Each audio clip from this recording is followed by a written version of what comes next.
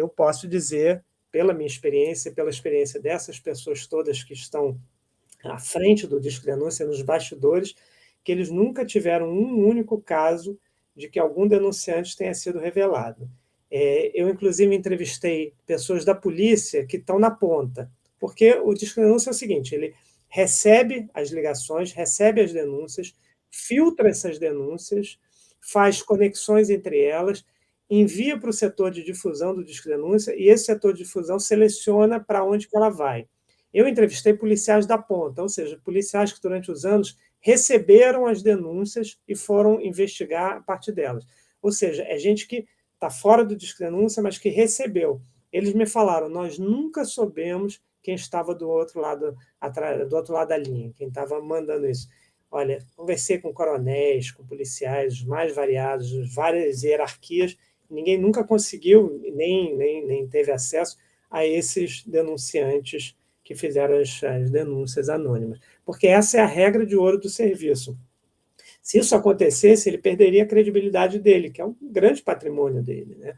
Ele se fundamenta, a base dele é o anonimato do denunciante e o sigilo, evidentemente, de quem está ali dentro, recebendo as ligações e por questões de segurança. Tanto que no livro são identificados com codinomes essas pessoas. Né?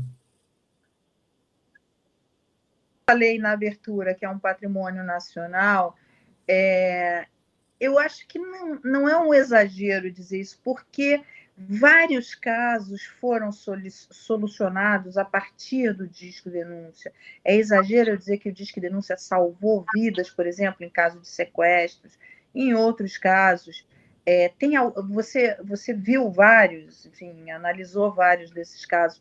Quais os que te chamaram mais atenção? Olha, nesses 28 anos de Disque Denúncia, foram quase 3 milhões de denúncias. Muitas delas resultaram em reféns salvos, em cargas, foram mais de 20 mil bandidos presos nesse período, muitas toneladas de drogas apreendidas, carros roubados que foram recuperados, cargas roubadas que foram recuperadas, quer dizer, 42 mil armas e munições que foram recuperadas, máquinas de caça-níquel. Então, de caça-níqueis, eles têm, digamos, como dizia o Zeca, eles trabalham em escala industrial. Ele usava essa expressão, porque realmente ele surge inspirado num modelo americano chamado Crime Stoppers, que surge no Novo México, nos Estados Unidos, em 1976. E esse modelo do Crime Stoppers se espalhou pelo mundo e veio até o Brasil, e desse modelo surge o Disque Denúncia. A Jaqueline Muniz, que é uma antropóloga, uma das maiores especialistas do país em segurança pública e que acompanhou o Disque Denúncia desde 1996, ela fala: não há nenhuma experiência de mobilização social ligada à segurança no mundo que se assemelhe ao Disque Denúncia.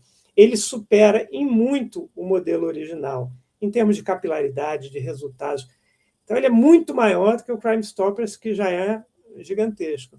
E, evidentemente, que a gente tinha que fazer um recorte. Porque se você tem mais de 3 milhões de denúncias, quase 3 milhões de denúncias, mais de 20 mil bandidos presos, e entre outros, dezenas de resultados satisfatórios, num livro, você não consegue contar essa história. A gente selecionou 6 casos. Você tem esses 6 casos, e o Disque Denúncia, a história dele, está no pano de fundo desses 6 casos, e em 6 apêndices para quem quiser mergulhar.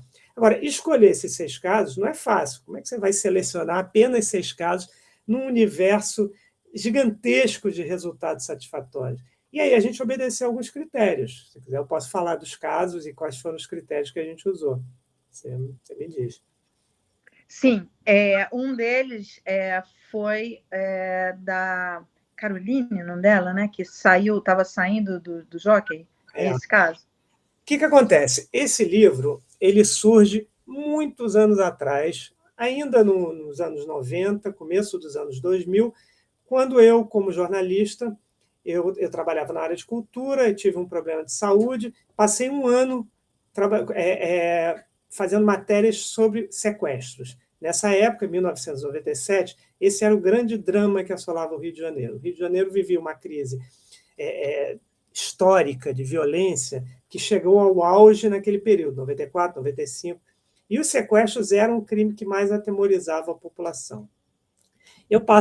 Durante um ano, eu trabalhava no Jornal do Brasil, eu e a repórter Denise Ribeiro, maravilhosa repórter, a gente fica um ano mergulhado nesse assunto. A gente entrevista vítimas de sequestro, sequestradores, negociadores, advogados, policiais, para fazer um grande caderno especial sobre esse tema para o JB. Acabou não saindo esse caderno, mas saíram várias matérias ao longo do ano sobre sequestros feitas por mim e pela Denise. Um desses casos que eu acompanhei foi o caso do capitão da PM, Tadeu Fraga. Era um capitão oficial da elite da PM que resolve sequestrar e matar o filho do prefeito de Teresópolis, Mário Tricano. Isso foi um escândalo. O governador Marcelo Alencar ficou assim, imagina a pressão em cima dele, um filho de um prefeito é sequestrado e morto. E aí eu acompanhei todo esse processo desse capitão bandido que fica 8 meses foragido, uns 8 meses foragido, ninguém sabe onde ele está. Você tem uma corrida oficial, porque ele se torna o inimigo público número 1 do Rio de Janeiro, do estado do Rio, e uma corrida extraoficial, porque o prefeito Mário Tricano, então prefeito, ele teve no passado um envolvimento com o jogo do bicho. E aí você tem uma caçada, segundo os jornais da época, uma caçada oficial e uma caçada extraoficial. Sendo que, de acordo com os jornais, a caçada oficial, que era o disco denúncia, oferecendo 5 mil, e a extraoficial 150 mil pela cabeça desse capitão. Só que mesmo assim, ninguém consegue pegá-lo. Aí o disco denúncia resolve inovar e lançar a primeira campanha nacional deles em busca de um foragido, e é o Tadeu Fraga. E no dia em que sai essa campanha, antes mesmo dela ir ao ar, o Ratinho, no programa dele, faz uma matéria dizendo, olha, vai ao ar hoje essa campanha.